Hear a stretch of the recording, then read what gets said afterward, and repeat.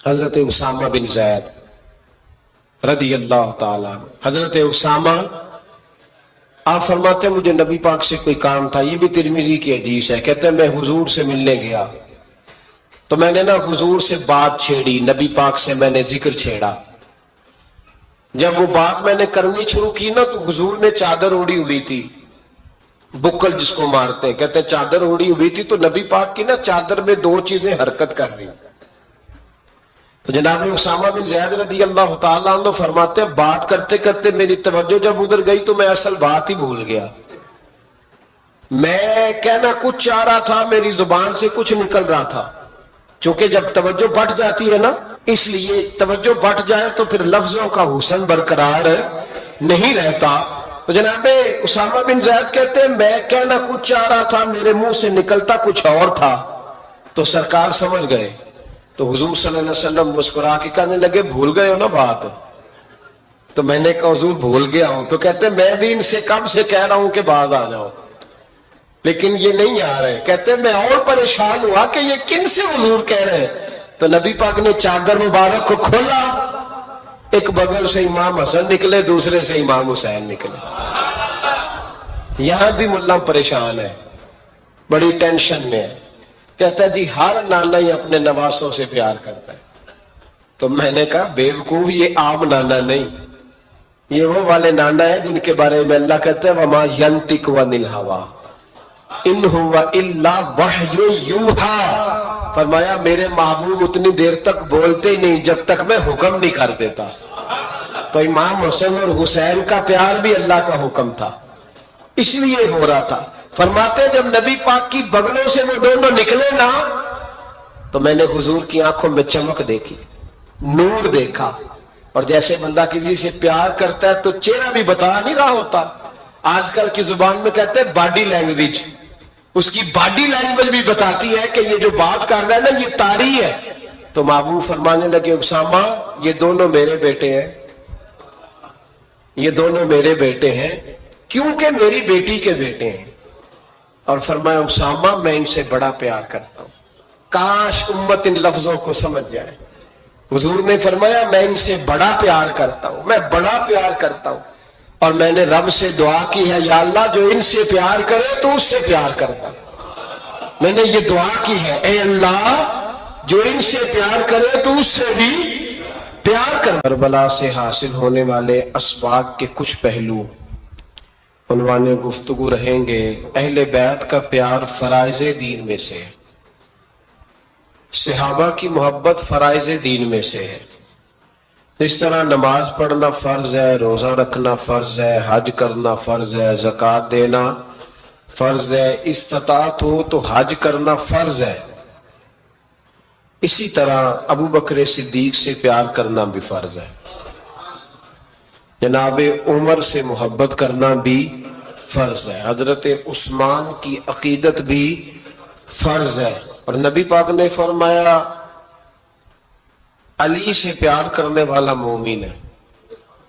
اور فرمایا بغض علی نفاق، اس کے سینے میں علی کا بغض ہو وہ منافق ہے، وہ منافق ہے. جس کو نبی پاک منافق کہیں منافق ہے کہ نہیں. ذکر علی عبادہ، النظر الی وجہ علی عبادہ. فرمایا علی کا چہرہ دیکھنا بھی عبادت ہے اور ان کا ذکر کرتے رہنا بھی عبادت ہے. اسلام صرف اخلاقیات کا مذہب نہیں.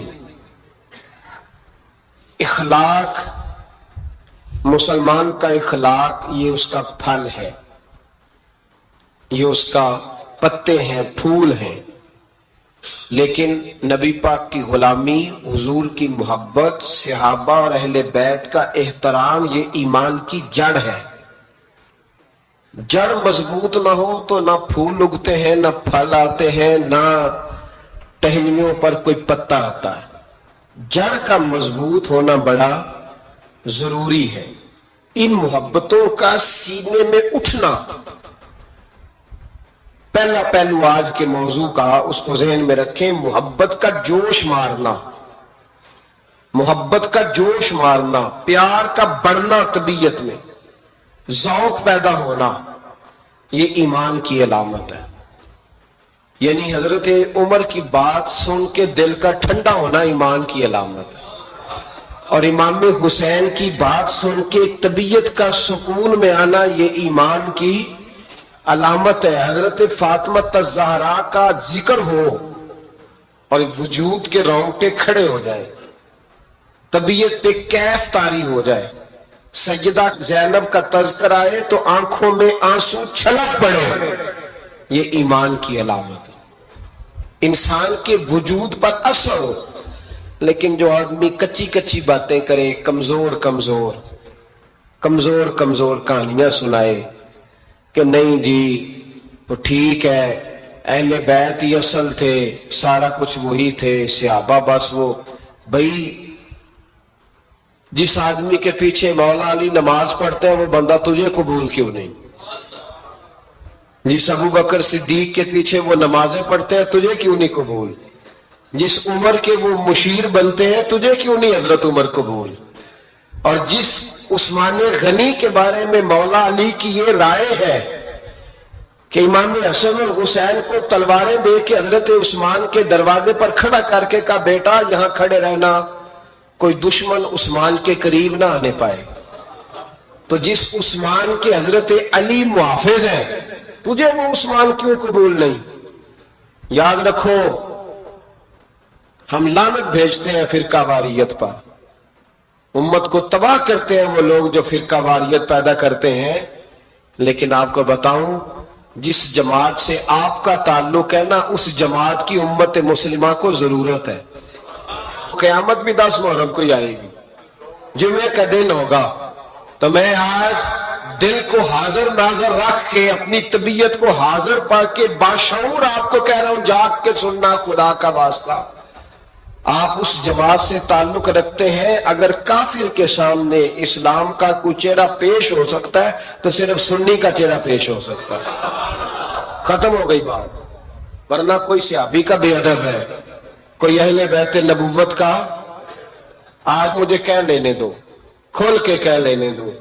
لوگ دلیلیں دیتے پھرتے ہیں، کہتے ہیں جی ایک وہ پینٹ کوٹ والا مولوی ہے، اس نے اینک بھی لگائی ہے، داڑھی بھی رکھی ہے، پینٹ کوٹ بھی پہنتا ہے، اس نے جی 1500 بندہ ایک دن مسلمان کر دیے، ایک دن 1000 مسلمان کر دیے. پر پتہ وہ بدبخت کہتا کیا ہے؟ وہ کہتا ہے امیر المومنین یزید رضی اللہ تعالیٰ عنہ. میں کیا کروں اس کے 1500 مسلمان کو یا 2000 اس کے کلمہ، اور وہ جی بڑی دلیلیں دیتا ہے. وہ دلیلیں سنبھال کے رکھے، وہ دلیلیں جو جی بڑے لوگ اس کے ساتھ ہوتے ہیں. تو کربلا کے موقع پر زیادہ لوگ یزید کے ساتھ تھے، زیادہ لوگ. ہم کثرت کے قائل نہیں، ہم حق کے قائل ہیں. ہم اب چھوڑ دو بات، دلائل کی طرف آؤ. عجیب تماشا ہے. اور ایک مولوی صاحب اس کی حمایت کر رہے تھے، کہتے نہیں بندہ ٹھیک ہے، وہ بھول گیا تھا، اصل میں قصور عبید اللہ ابن زیاد کا تھا، اصل میں غلطی عمر بن سعد کی تھی، تو یزید کو زیادہ الزام نہیں دینا چاہیے. میں نے کہا بڑی تمہاری قریبی رشتہ داری ہے یزید کے ساتھ، تو اللہ سے دعا کیوں نہیں مانگتے کہ تمہارا حشر یزید کے ساتھ کرے؟ مانگنی چاہیے نا دعا. کیا خیال ہے آپ کا؟ ہم الحمدللہ جمعے والے دن مسجد میں بیٹھ کے دعا کرتے ہیں یا اللہ ہمارا حشر امام حسین کے غلاموں میں کرنا. تو بھی کرنا جرت کر، جرت ہماری جرت دیکھ. ہم یہ نہیں کہتے ان کے ساتھ کر، ہم کہتے ہیں یا اللہ ہمارا حشر ان کے، ہماری جرت دیکھو ہم ان کے غلاموں میں، قدموں میں، نوکروں میں بیٹھنے کو دعا مانگ رہے ہیں. یا اللہ ہمارا ان کے غلاموں میں، غلاموں کے. تو بھی جرت کر دلیری، کر جرت، کہ یا اللہ میرا حشر یزید کے ساتھ کر دلیری. اگر اتنا ہی اچھا تھا تو بے شرمو اتنا ظلم نہ کرو، اتنی زیادتی، اتنا ظلم نہ کرو، یہ ظلم ہے. امام حسین جمعے والے دن خطبہ پڑھنے لگے. جمعے سے پہلے امام حسین نے خطبہ پڑھا اور آپ نے ایک جملہ کہا جو ہمیشہ یاد رکھا جائے گا. آپ نے فرمایا یزید کو جا کے بتا دو کہ مجھ جیسا تجھ جیسے کی بیعت نہیں کر سکتا. او کیا فکرہ ہے امام علی مقام کا. فرمانے لگے مجھ جیسا तुझ जैसे की बैत। और आप फरमाने लगे बताओ इस वक्त पूरी दुनिया में कोई नबी का नवासा मौजूद है मेरे सिवा? हजरत आदम से लेकर मुस्तफा करीम तक इस वक्त पूरी दुनिया में कोई नबी का नवासा है? और फरमाया अगर मैं ही हूं पूरी कायनात में। लोग कहते हैं फलाने लामा साहब की तबलीग बड़ी है, हमसे बड़ा कौन होगा तबलीग की बात करने वाला? लेकिन डरो अल्लाह से, डरो, गुमराह न करो कौम को। यहां तबाही उतर गई है, कोई बड़ी दाढ़ी रख के माज़ अल्लाह ताला अहले बैत के बारे में बकवास करता है, और कोई बिल्कुल दाढ़ी मुंडा के नंगा सर करके मिंबरों पे नाचता है और सहाबा के बारे में बकवास करता है। मेरे मुस्तफा के पास अगर अबू बकर आए हैं तो वो भी शान वाले हैं, और अगर बीबी आयशा सिद्दीका उनके बिस्तर पे रही है तो वो भी शानों वाली है।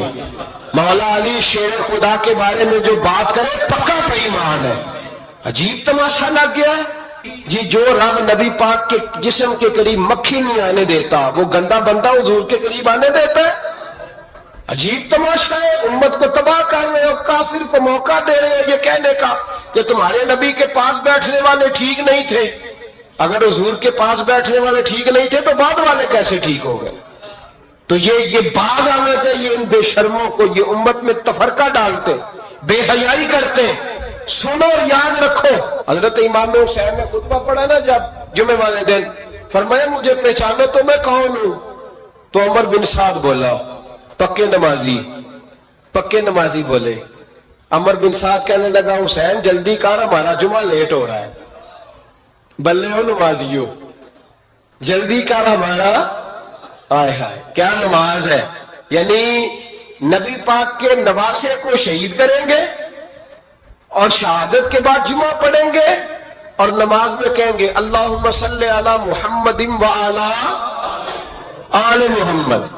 उनको शहीद करके कत्ल करके जुमे का खुतबा दिया जा रहा है और नमाज पढ़ी जा रही अल्लाहुम्मा सल्ली अला मुहम्मदिन व अला। तो मेरा सुन्नी बड़ा भोला है, कहता जी वो ज्यादा नमाजें पढ़ते हैं। तो ज्यादा नमाजें तो उमर बिन साद भी पढ़ता था। तू भोला ओ खुदा के देखे ना, जितनी नमाज की इखलाक की बात शायद मैं करता हूं, आपको जमात में कम लोग मिलेंगे, लेकिन याद रखना नमाज अकीदा नहीं, रोजा अकीदा नहीं।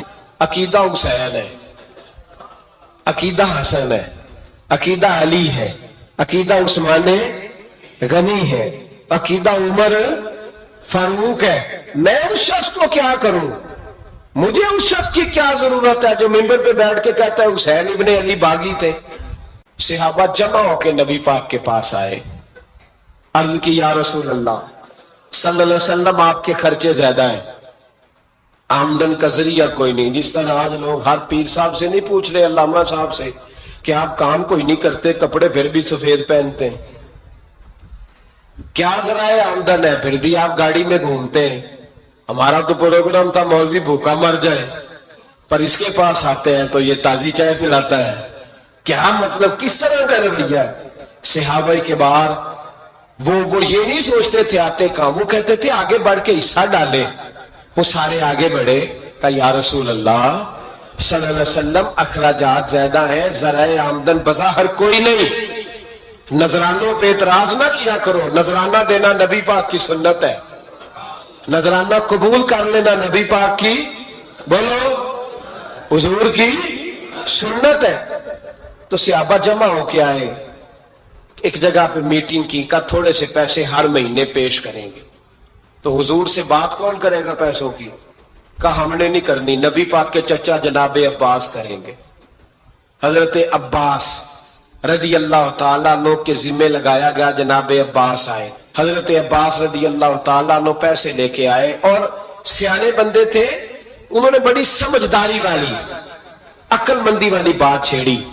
ये नहीं कहा कि हुजूर हम ये नजराना देंगे, कहने लगे या रसूलल्लाह हमें पता है आपकी मजहबी मसरूफियत इतनी है कि आपको टाइम नहीं मिलता कारोबार करने का, अगर आप काम करेंगे तो फिर आप किस तरह करके दीन का काम हो सकेगा। या रसूल अल्लाह आपने जो हमारे लिए किया है उसका हम बदला नहीं दे सकते, एक हरफ का बदला नहीं दे सकते।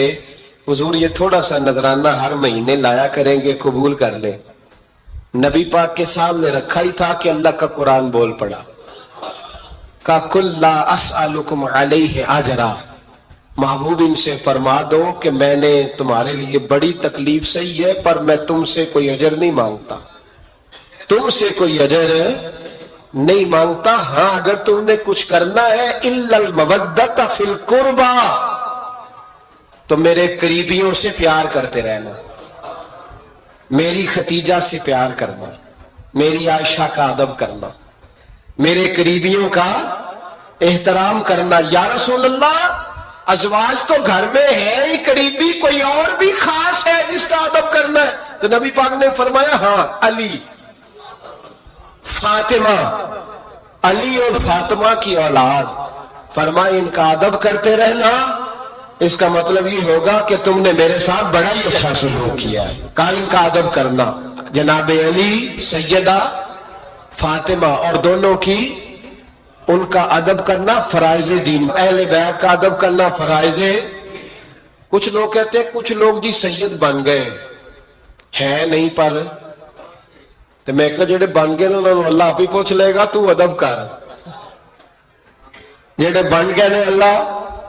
شیخ الاسلام والمسلمین حضرت خواجہ قمر الدین سیالوی رحمت اللہ تعالی علیہ، دو بندے خواجہ صاحب سے مل رہے ہیں تو ان کو پتا تھا کہ خواجہ صاحب سیدوں کا بڑا احترام کرتے ہیں۔ اعلیٰ حضرت فاضل بریلوی کا جب عرس ہوتا ہے نا بریلی شریف، تو سیدوں کو سٹیج پہ بٹھایا جاتا ہے اور بڑے بڑے عالم نیچے بیٹھتے۔ تو دو بندے آ گئے، کچھ لینے کچھ مانگنے، تھے فراڈ دونوں۔ ٹانگے سے اترے تو سیال شریف کے رستے میں درمیان میں پروگرام بنایا کہ سونا خواجہ صاحب سیدوں کا بڑا ادب کرتے ہیں، سید نہ بن جائیں، بن بھی جاتے ہیں نا لوگ، او سید نہ بن جائیں، تو ٹھیک ہے جی بن جاؤ، بن گئے سید۔ خواجہ صاحب کو کسی نے اندر جا کے بتایا دو سید آئے ہیں، تو خواجہ صاحب اس طرح دوڑے کہ نہ جوتا نہ سر پہ ٹوپی، دوڑ کے آئے۔ شیخ الاسلام خواجہ صاحب نے ہاتھ چومے، نذرانہ دیا، دو تین تھیلے بھر کے دیے لنگر کے۔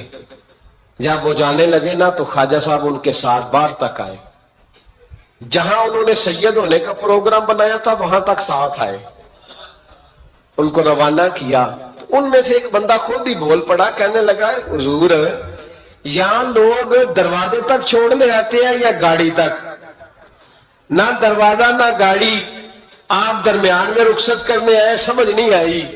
تو خواجہ صاحب فرمانے لگے تم یہیں سید بنے تھے، یہاں تک ادب کرنا ضروری تھا، یہاں تم سید بنے تھے یہاں تک ادب کرنا، پیچھے تم سید نہیں ہو تو میں کیسے ادب کروں؟ جہاں تک تم سید ہو وہاں تک ادب کرنا۔ اور میرے اعلیٰ حضرت نے عقیدہ دیا، کہنے لگے تیری نسل پاک میں ہے بچہ بچہ نور، تیری نسل پاک میں ہے بچہ بچہ نور کا، تو ہے عین نور تیرا سب گھرانہ نور کا۔ تو میاں صاحب نے اس کی وضاحت بھی کی، میاں صاحب سے کہا حضور ادب کرتا کون ہے؟ سارے تو ادب کرتے نہیں۔ تو میں دور دینا جاتا، پرانے محدثین نہیں پوچھتا، یہ کشمیر میں میاں محمد بخش صاحب سے پوچھ لیتے حضور ادب کرتا کون ہے؟ تو میاں صاحب فرمانے لگے اصلا نال جے نیکی کریے، کنہ نال؟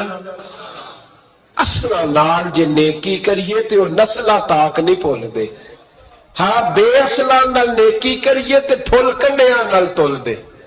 بے اصلا فرمانے لگے جو اصل ہوگا نا اخلاق کا، کردار کا، خاندان کا اصل، وہ ہمیشہ مصطفیٰ کے صحابہ کا بھی احترام کرے گا اور اہل بیت نبوت کا بھی ان کا ادب کرے۔ سنیں نبی پاک نے کیا فرمایا، ترمذی میں حدیث ہے، نبی پاک نے خطبہ حجت الوداع دیا۔ لوگ ہمیں کہتے ہیں نماز روزہ حج زکوٰۃ اس سے آگے نہ جاؤ، حضور نے خطبہ دیا، فرمایا میں تمہیں دو چیزیں دے کے جا رہا ہوں، اگر تھام کے رکھو گے تو گمراہی تمہارے پاس نہیں آئے گی۔ یا رسول اللہ کون کون سی؟ فرمانے لگے ایک میں تمہیں